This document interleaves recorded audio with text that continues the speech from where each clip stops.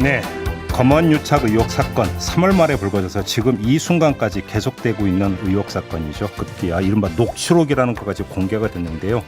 이 과정에서 일관되게 지금 소환되고 있는 분이 있습니다. 바로 유시민 노무현 재단 이사장인데요. 이 녹취록에도 보면 유시민 이사장의 이름이 여러 번 거명이 되고 있습니다. 저도 궁금했습니다. 이 당사자인 유시민 이사장은 이 녹취록을 도대체 어떤 심정으로 봤을까? 이것도 좀 궁금했고요. 여기에 숨겨져 있는 진실이 무엇일까? 유시민 이사장은 이걸 어떻게 보고 있을까? 이것도 좀 궁금했는데 그래서 오늘 스튜디오로 직접 모시고 그 궁금증을 좀 해소해 보려고 합니다. 바로 인사 나누죠. 어서 오세요. 네, 안녕하세요. 녹취록은 계속 꼼꼼히 보셨을 거 아닙니까? 예, 봤죠. 심경이 어떠셨어요? 뭐 빈청도 맞으면 기분 안 좋은데. 네. 예. 제가 사실 아무것도 한 일이 없이 관련자가 됐는데. 그러니까요. 오늘 검찰 수사심의위원회가 열린다는데 저보고는 오라 안 하더라고요. 네. 그래서 저도 할 얘기도 좀 있고 이번 녹취록 보고 나서 좀 많이 이해를 하게 됐어요. 이 사건이 왜 일어났고 왜 이런 양상으로 전개되고 있는지. 예. 그래서 그 얘기를 좀 하고 싶은데 오라 하지도 않고 하니까. 근데 마침 우리 김정배 시선집중해서 오라 해서 네. 여기가 검찰수사심의위원회라고 생각하고 왔습니다. 아, 지금 여기서 이제 다 앉아 그 말씀하시겠다. 알겠습니다. 어디부터 이야기를 해야 될지 좀 저도 좀 감이 뭐한데요. 아무튼 녹취록을 보면서 우리가 놓치고 있거나 그러니까 이거 녹취록을 보니까 그때 그래서 이게 이렇게 됐던 거구나라고 하는 부분이 있었습니까? 많죠. 예. 저는 이 녹취록 보면서 그 한동훈 검사에 대해서도 많이 더 이해하게 됐고요. 그래요? 예, 이동재 기자가 왜 그랬는지에 대해서도 훨씬 깊게 이해하게 됐어요. 네. 그리고 제가 그전에 추측으로만 하고 있던 그러니까 추측만 했던 여러 일들이 실제로 그렇게 진행되었을 가능성이 많구나 하는 약간의 이제 어느 정도 윤곽이랄까 이런 것도 알게 되었고요. 추측했던 일이라 하면 어떤 걸 말씀하시는 거예요? 그러니까 이게 밀실에서 벌어진 일이기 때문에 모든 사실관계를 다 드러내는 건 불가능해요. 네. 그래서 마치 이제 고생물학자들이 뼈 몇 조각 가지고 이 티라노사우루스의 전체 모양을 추측해내는 것처럼 그렇죠. 그렇게 할 수밖에 없습니다. 그러니까 사실은 아주 단편적이고 부분적인 것밖에 없고 네. 그래서 이게 사실인지 여부를 좀 확정해야 되고요. 네. 그다음에 그 사실과 공룡 발자국 찍힌 거라든가 뭐 이런 것들 그런 거 보면서 다른 사실들과의 연관성을 또 이제 찾아봐야 되고요. 예. 그리고 이제 그 핵심적인 부분적인 사실 핵심적이지만 그것과 다른 주변의 사실들과의 관계를 보면서 예. 이 사건을 해석해내야 돼요. 그러니까 그렇죠. 티라노사우루스의 모양을 그려봐야 되는 거죠. 예, 그렇죠. 그 정도까지는 한 것 같아요, 제가. 근데 그래요? 예. 우선 이 사건은 언제 시작됐냐 하면 예.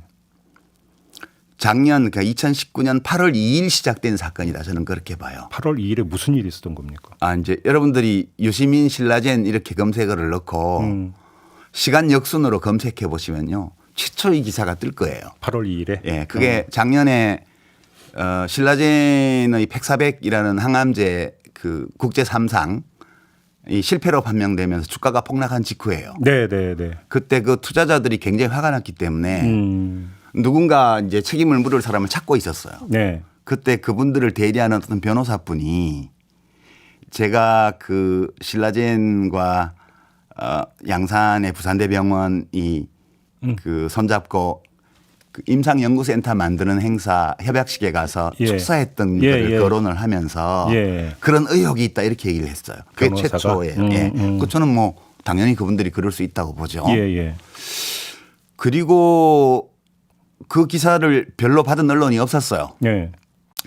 그리고 이제 그 다음에 또 검색해 보시면 작년 11월쯤에 이제 저를 아주 좋아하는 기자분들이 있는 언론사가 몇 개 있거든요. 저를 꾸준히 쫓아다니는. 여기서 좋아한다는 건 그 액면 그대로 이해하면 안 되는 거고. 마음대로 이해하십시오. 예. 그 이제 근데 서울경제TV라든가 한국일보라든가 이런 데들이 좀 관심을 보였어요. 이 건에. 그래서 띄엄띄엄 그런 보도들이 나오고 저한테 그런 걸 물어보는 문자 메시지도 오고 그랬어요. 네. 그래서 저는 알고 있었죠. 뭔가가 이제 진행될 수 있다는 거를. 뭔가 이제 계속 캐고 다니는 게 있구나라고 하는 것도 이제 그때 느꼈다는 그때는 말씀이시죠. 심각하지 않지만 제가 그때 윤석열 총장하고 조국 사태 와중에서 엄청나게 그렇죠. 싸우고 있었기 때문에 그때죠. 예. 이런 거 가지고 좀 시비를 걸 수도 있을 것 같다는 느낌이 있었죠. 그러다가 2월 초에 네. 갑자기 많은 기자분들한테서 연락이 옵니다. 제가 전화를 안 받기 때문에 문자를 남기고 이렇게 전화 부재중이 찍히고 그래요. 근데 그때 나오는 것들은 그 신라젠 행사에서 내가 신라젠의 그 임원들하고 같이 찍힌 사진 이런 것들을 검찰의 압수수색에서 나왔을 법한 자료들을 근거로 저에게 질문을 해오기 시작했어요. 아, 사진을 토대로? 예. 오. 그래서 제가 그거는 이제 팩트니까요. 한동훈 검사가 이 녹취록을 보면 겁이 많아 그 사람. 뭐 나올 것 같으니까 지가 먼저 불기 시작하잖아라고 저한테 얘기를 했어요. 맞아요. 분다 이런 표현이에요. 제가 겁 많아요. 그 잘 봤어요. 제가 겁 많아요. 용감해서 이렇게 싸우는 사람이 아니에요. 근데 제가 분 거는 아니고요. 저의 활동이었기 때문에 그 VIK 이철 씨가 대표로 있던 그 회사의 직원들에게 글쓰기인가 그거 가지고 강의한 거라든가 또는 양산의 부산대병원 그 행사에 임상센터 협약식에 가서 축사를 한 거라든가 왜 했는지 이걸 다 얘기를 했어요. 언론인들에게. 네. 근데 그걸 분다고 표현을 했더라고요. 아, 그 분다라는 게 그걸 뜻하는 그걸 거였어요? 뜻하는 거예요. 아. 이제 그렇게 해서 터닝 포인트는 2월 5일, 2월 6일 그 무렵이었다고. 자, 봐요. 그러면 하나만 확인할게요. 그러면 그때 이제 기자들이 2월 5일, 6일에 집중적으로 사진을 토대로 이제 그 문자 메시지를 보내서 질문을 하는데 네. 그 사진이라고 하는 게 어디에 공개돼서 누구나 다 볼 수 있는 사진은 전혀 그런 거 아니었고. 아니에요. 예.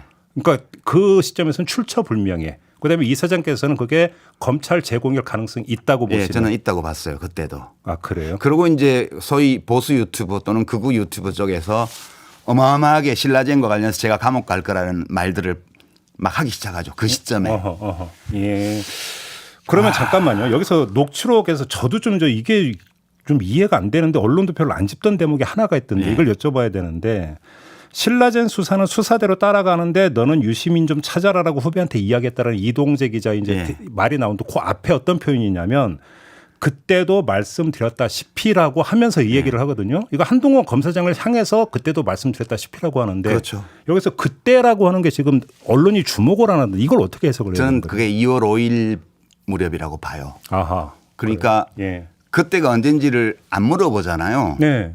예, 그렇죠. 그러니까 한 번밖에 없는 거예요. 그 전에 만난 거는. 여러 번 만났으면 그때 언제라고 물을 텐데 네. 그때라는 표현은 그 앞에 한 번 더 나오는데요. 그때 말씀해 주신 것도 있어서 회사에 올려봤는데 뭐 그러다가 쟤네들이 플레이하면 너만 바보 된다 이런 얘기 들었다고 하니까 한동훈 검사가 쟤네 플레이 못해 이렇게 얘기를 해요. 근데 우리가 녹취록을 읽어보면 이게 무슨 말인지 알 수가 없어요. 모르죠. 쟤네는 뭐며 플레이는 뭐냐. 그러나 그 두 사람은 알고 있죠.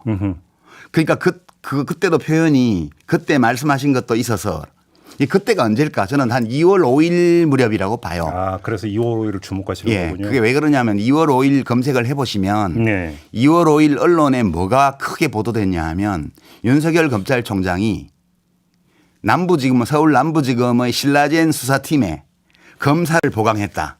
저희도 그때 다룬 적이 있어요. 그렇죠. 예. 그게 2월 5일 날 보도가 나왔어요. 예, 그게 그 날입니까? 예. 그리고 2월 6일부터 뭐 이 보도들이 어마어마하게 이제 쏟아지기 시작하죠. 그래서 이때 남부지검에 이제 수사 인력을 보강했는데 이게 이제 신라젠 수사팀에 투입하기 위한가 아니냐 나아가서 결국은 유시민 캐기 차원 아니냐 이런 해석이 뒤따랐던 게 바로 그때 그거였거든요. 보도에 전부 제 이름이 다 나왔어요. 그 신라젠 수사팀 보강 보도에. 그리고 2월 6일이 무슨 날이냐 하면 채널A가 낸 진상조사 보고서에 보면 2월 6일 날 이동재 기자가 자기네 사회부 쪽 단톡방에 법조팀 사회부 단톡방에 이제 신라젠 관련해서 저를 잡으러 가는 취재를 한다는 걸 올린 게 2월 6일이에요. 아하. 예. 예. 그래서 저는 한동훈 검사와 이동재의 만남이라는 것은 대개 2월 5일 경에 예, 그때 말씀하신 것도 있어서 또는 그때 말씀드린 것처럼이라고 말하는 건 대개 2월 5일 그 얼음일 거라고 추측해요. 이거 뭐 공룡뼈 가지고 추측하는 거예요. 그러니까 지금 이제 그 이사장님의 말씀을 간단히 정리하면 2월 13일에 부산에 내려가서 그러니까 있었던 그 만남이라는 게 최초의 만남도 아니고 아니죠. 여기서 신라젠 이야기가 처음 나왔던 것도 아니죠. 그 전에 이미 전사가 있었다. 그럼요. 그리고 그게 가장 그러니까 그 가능성이 높은 게 2월 5일, 6일 이즈음이다. 그렇죠. 그리고 이제 이철 씨를 그렇게 압박할 수 있었던 근거는 뭐냐 하면 이철 씨가 VIK에서 했던 이제 자금 조달 방식이 크라우드 펀딩이에요. 네네네. 이제 뭐 서태지 공연이라든가 무슨 영화라든가 이런 거 건별로 해서 크라우드 펀딩 방식으로 투자금을 모았는데 이게 건건이 다 기소할 수가 있어요. 예. 근데 이철 씨가 이제 12년을 받고 또 2년 6월을 받았는데 그때 공소장에 포함되어 있지 않은 크라우드 펀딩 건이 몇 건 더 있어요. 이거는 기소를 아직 안 했어요. 아, 그런가요? 예. 그럼 쥐고 있었다는 얘기가 되는 건가요? 그럼 계속 쥐고 있으니까 그걸로 언제든지 기소할 수 있어요. 누군가 고발하게 해가지고. 예. 그래서 이철 씨를 더 어떻게 법적으로 궁지로 몰아넣을 수 있는지에 대해서는 검찰이 이미 수단을 갖고 있었고요.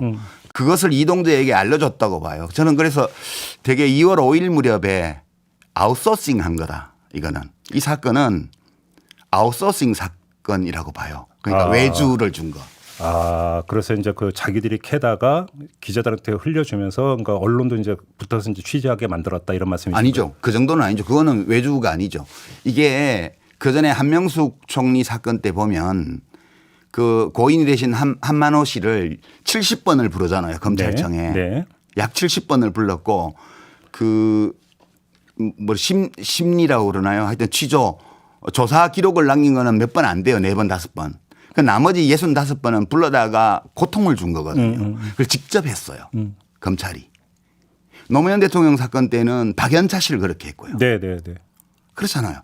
조국 교수 때는 가족을 인질로 잡았어요. 근데 이게 다 이제 공수처도 고출범하고 위험한 일이 됐어요. 이게 다. 그러니까 지금 한명숙 총리 사건에서 검사들이 증언을 조작하기 위해서 같이 수감됐던 사람들을 회유하고 교육시키고 이랬던 사실들이 지금 뉴스타파 보도를 통해서 나왔잖아요. 네, 이게 검사들이 시대가 바뀌어서 수십 년간 해오던 일인데 그 자기 손으로 하면 잘못하면 걸려요 이제. 그래서 이걸 외주를 줬다고 저는 봐요. 채널A에다가 찍어서. 이동재 기자가 단독 보도를 거의 30건 가까이 했고 조국 사태 와중에. 네. 그러니까 채널A가 단독을 단 보도를 최고 많이 한 언론사인데 채널A의 단독 보도 한 35건 중에 거의 30건 가까이를 이동재 기자가 했어요. 그래서 저는 이 커넥션은 조국 사태의 와중에 한동훈 검사가 그걸 총 지휘한 사람이기 때문에 그때 작년 국정감사장에서 백혜련 의원이 단톡방 물어봤을 때 그 단톡방 폭파했다고 그랬잖아요. 그 단톡방을 중심으로 해서 계속해서 언론을 조종해 오다가 그 과정에서 맺어진 신뢰관계가 있었다고 보고요. 그래서 경력이 그렇게 오래되지 않은 기자고 채널A는 그 2월 5일 이전에는 신라젠 유시민 이 건에 보도가 한 건도 없어요. 아, 그런가요? 예. 채널A는 동아일보만 한 건 있고요. 아무 관심이 없다가 갑자기 뛰어들었어요. 그래서 저는 이걸 외주준 사건이라고 봐요. 그럼 이걸 어떻게 봐야 됩니까? 얼마 전에 신라젠 수사 결과를 검찰이 발표를 하잖아요. 예. 발표를 하면서 이 사장과 관련한 부분에 있어서는 완전히 선을 그어버렸단 말이에요. 예. 그리고 그 뒤에 저희가 이제 한 변호사하고 이제 인터뷰를 할 때 그 이야기가 잠깐 나오는데 펄쩍 튀면서 대검 쪽에서 이제 그 보도 자료 끝내면서 우리는 신라젠 수사 과정에서 유시민 이사장을 캔 적이 전혀 없다라고 딱 아주 강력하게 부인을 했었거든요. 그러면 검찰의 수사 결과나 대검의 이런 어떤 그 보도 자료 자체도 지금 믿을 수가 없다라는 말씀이신가요? 그 찝쩍거려 보다가 이제 MBC에서 그 특정 보도를 했잖아요. 이 건을. 그게 터지면서 손 뗀 거예요. 아, 그렇게 보세요? 예. 왜냐하면 이 녹취록 보면 이게 한동훈 검사가 왜 그랬을까 하는 이해가 돼요. 녹취록을 보면. 3천만 원이라는 대목도 나오잖아요. 그러니까 이제 황당한 거죠. 예. 그 정도를 자기들이 이야기를 주고받으시리라고 봐요. 한 3천만 원 받았지 않겠냐. 근데 이 정도 거액이면 이것은 그 이제 녹취록에 나오죠. 한동훈 검사 말이 그냥 거기 온 사람들한테 지식을 전달하는 범위를 넘어서서 이것을 이용해서 주가를 띄우고 뭐 하는데 이용할 수 있다는 걸 알면서도 제가 거액을 받고 강연을 한 거니까 주가 조작 차원에서 볼 수 있다. 이게 저에 대해서 뒀던 혐의예요. 네네네. 그리고 이거는 이해가 돼요. 그분들의 세계관, 그분들의 삶의 경험에서는 그냥 저 정도 저처럼 장관을 지낸 상당한 유명한 사람이 기차를 타고 3시간 가까이 가서 하루를 완전히 집어넣는 일정을 그 부산대 병원에서 했는데 네. 아무 아무 대가도 받지 않고 기차표만 끊어주고 밥 한 끼 얻어 먹고 왔다는 게 말이 안 되잖아요. 어떻게 이런 일이 있을 수 있어요? 그거는 그 자신들의 세계관인가 동시에 경험입니까 그러면? 그렇죠. 그렇다고 봐야죠. 알겠습니다. 요점 하나 더 여쭤볼게요. 지금 그 채널A 진상조사단이 꾸려서 이제 그 보고서 나왔는데 보고서에 보면 이동재 기자가 교도소에 있는 이철 씨에게 편지를 처음으로 발송한 게 2월 14일로 돼 있어요. 그 다음 날이죠. 예. 근데 지금 문제 이 녹취록 그러니까 그 부산에 가서 이동재 기자와 한동훈 검사장이 만난 게 2월 13일인데 예. 전날이잖아요. 그렇죠. 근데 전날 녹취록 내용에 다 나오죠. 제가 사실 교도소에 편지도 썼거든요라고 지금 표현이 나오는데 편지 내용도 나와요. 14년 6개월 얘기 나오고 뭐 앞뒤에. 그러니까 이게 그러니까 그럼 14일에 최초 발송했다는 이야기는 편지를 써놓고 발송하지 않고 있다가 그렇죠. 이 자리에서 한동훈 검사장한테 이 이야기를 하고 난 다음에 다음 날 붙였다 이렇게 해석을 해야 되는 겁니까? 그렇죠. 한동훈 검사가 물어보잖아요. 끝부분에 보면. 지금 어디 있어요? 어디 계세요?라고 물어보니까 네네네. 아, 제가 구치소에 편지를 벌써 아니 그게 아니고 어딨냐고. 숙소 이런 거. 아, 지금 막 내려왔으니까 어디서 뭐 카페에서 뭐 하다가 뭐 하겠죠 이러니까 숙소를 물어보잖아요. 그 저는 그날 저녁에 또 만났을 가능성도 배제 못한다고 봐요. 아 그렇게 보세요. 예. 그래서 컨펌 받고 그 다음날 편지를 보냈을 가능성도 있죠. 추측이니까. 그러면 지금 이 사장님의 그 오늘 말씀을 종합을 하면 이 녹취록 하나를 가지고 뭐 둘이 공모를 했네 안 했느냐라는 판단 자체를 내리는 것 자체도 넌센스다 이런 말씀으로 예, 저는 뭐 그 뼈 조각 하나 가지고 네. 공룡 전체의 모양을 확정할 수는 없잖아요, 우리가. 이게 저는 이 스토리를 왜 이제 생각을 했냐 하면 윤석열 총장도 관련돼 있을 가능성이 많아요, 처음부터. 그러니까 2월 5일, 2월 6일 그 얼음에 나왔던 보도들을 우리 청취자 여러분들 한번 챙겨 보십시오. 유시민 신라젠 쳐가지고 예. 시간 역순으로 해서 금년도 이제 작년 8월 2일부터 시작해서 쭉 금년 2월 5일이 나와요. 네. 기사가 몇 개 안 되기 때문에. 예. 2월 5일, 2월 6일을 보면 이 모든 이야기들이 다 맞물려 들어가요. 윤 총장이 네. 서울지검장의 반대와 법무부의 우려 표명에도 불구하고 검사들을 여러 명 차출해 가지고 남부지검에 배치한 거. 그다음에 이 녹취록에 나오는 그때 말씀하신 것도 있어서 올려봤는데 회사에 라고 하는 게 단톡방에 2월 6일이라는 거. 네. 이런 단편적인 사실들을 관계를 맺어보면 대개 2월 5일 무렵에 이 모든 행위들이 한꺼번에 이루어졌다는 걸 알 수가 있어요. 예. 그리고 이제 한동훈 검사는 윤석열 총장의 최측근이고 오랜 동지고 네. 그리고 그 조국 수사를 지휘한 인물이고 네. 네. 그리고 제일 중요한 참모잖아요. 그러니까 이거는 저는 상당히 개연성이 높은 시나리오다. 제가 지금 이렇게 재구성해 보는 거는. 그럼 지금 이 사장님 말씀은 이 일련의 과정에 윤석열 총장이 최소한 인지를 했을 가능성은 배제할 수 없다 이런 말씀이십니까? 저는 뭐 인지 정도를 넘어서서 예. 더 깊이 개입돼 있지 않나 이런 의심도 좀 해요. 아 그래요. 예. 왜냐하면 이게 지금 드러난 정황들을 보면 이게 육식 공룡인지 초식 공룡인지 대충 짐작되잖아요. 지금 그 뭐 윤석열 총장이 전문수사 자문당 뭐 구성을 그 지시한다든지 여러 가지 하면서 이게 제 식구 감싸기 아니냐. 아니에요. 윤석열 총장이 왜 저러느냐는 이야기가 많이 나왔는데. 제 식구 감싸기 아니에요. 자기 감싸기지 제가 보기에. 그렇게 보세요. 예. 네, 이제 마무리를 해야 되는데요. 아마 검찰이 지금 이 그 인터뷰를 듣고 있지 않을까 싶은 생각이 좀 드는데. 네, 혹시 반박해 보세요. 유시민 이사장의 지금 이 그 발언 내용이 일방적이고 사실과 다른 부분이 있어서 반론을 펴겠다라고 한다면 출연해야죠, 그럼. 저희는 언제라도 이제 그럼요. 환영을 하면서 마이크를 열어놓고 그럼요. 기다리고 김종배의 있겠다라는 시선 집중에 나오셔가지고 네, 하시면 이런 되죠. 말씀을 좀 드리면서 네. 오늘 인터뷰는 마무리하도록 하겠습니다. 저 시사평론 복귀한 거 아니고요. 네. 관련자로서 그냥 일회성으로 나왔다는 점 복귀했을 말씀드립니다. 생각은 전혀 없으십니까? 네, 전혀 없습니다. 마무리하겠습니다. 고맙습니다. 네. 네, 유시민 노무현재단 이사장이었습니다.